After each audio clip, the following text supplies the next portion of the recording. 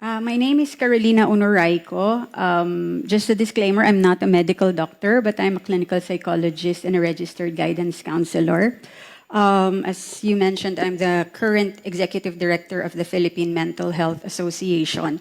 So we submitted a lengthier position paper, but in the interest of time, let me just probably give a short version of that. We strongly support your bill, especially House Bill 7887's comprehensive age-based approach, the gadget-free schools prohibition in House Bill 8695 and 1169, and House Bill 472's responsible regulation framework. Excessive screen time is fueling a youth mental health crisis. More than 3 hours of social media daily doubles depression and anxiety risks, while more than 4 hours links to ADHD symptoms, sleep loss, and reduced focus.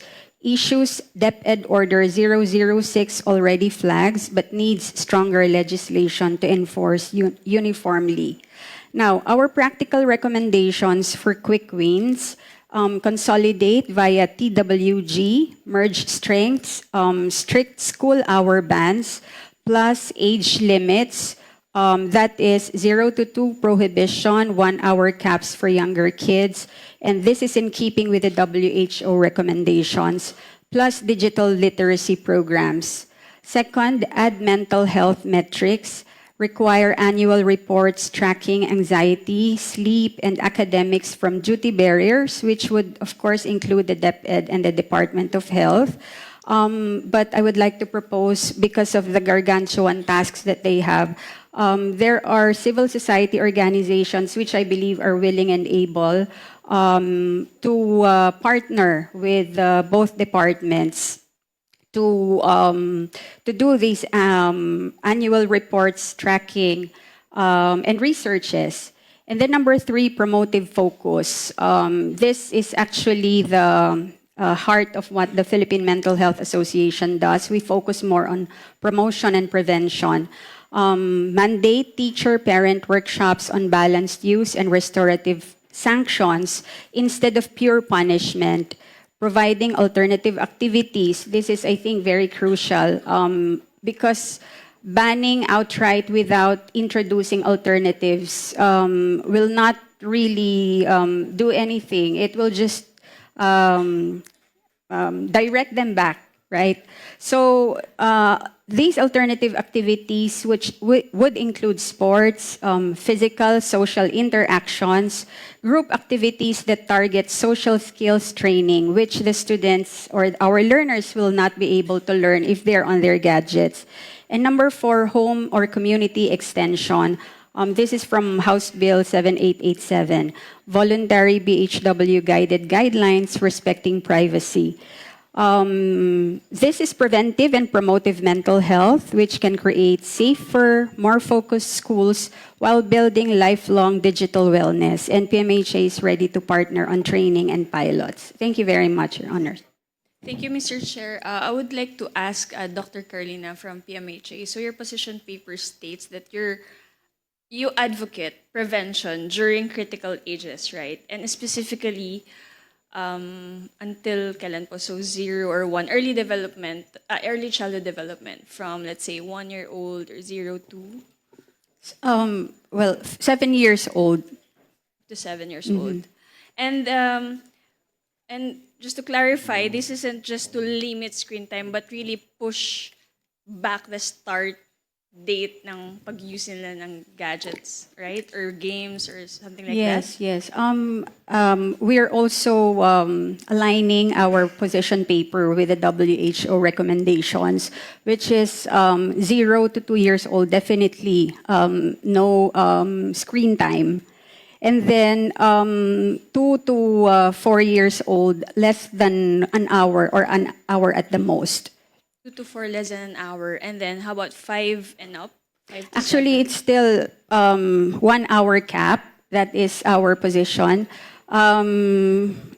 But we also understand that what the honorable chair mentioned, some parents are really very busy. So I would like to take the position also of Congressman Solon that, you know, our parents will have to be very active if they cannot be with the children during the times that, you know, they're on their gadgets. At the very least, have the controls set up in the gadgets. But as much as possible, really up to 7 years old,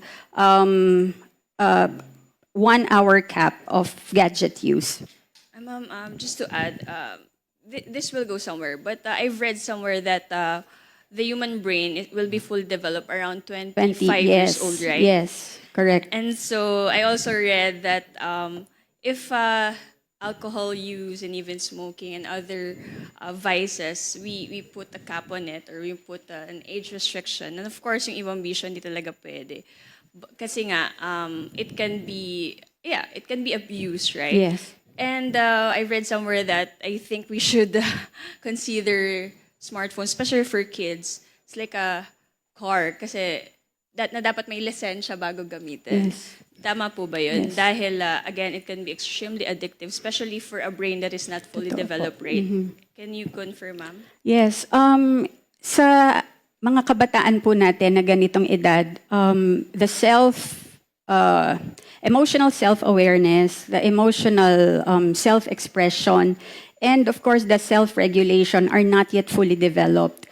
So if we allow them to use the gadgets without any form of supervision, or even sometimes, no, for very young children, infants for that matter, it will really have an effect, no, a negative effect on the development of their self-expression and even the self-regulation. Because what parents do, just to give context, ma'am, one of our flagship programs is the community-based mental health program. And while I claim that I do not claim that we have researches right now on those, we've been working with communities in the recent past. And usually when we do mental health education, one of the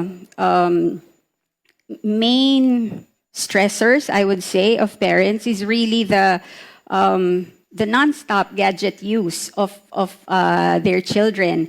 But when we ask them, what do you do when they exhibit problematic behaviors? They give the gadgets. So it becomes because it soothes the children. So it's like a chicken and an egg, So I also agree that there's a lot of education that will have to be done even before the problems set in. We can do a lot of we can prevent a lot of these concerns if we do a lot of promotion and prevention campaigns.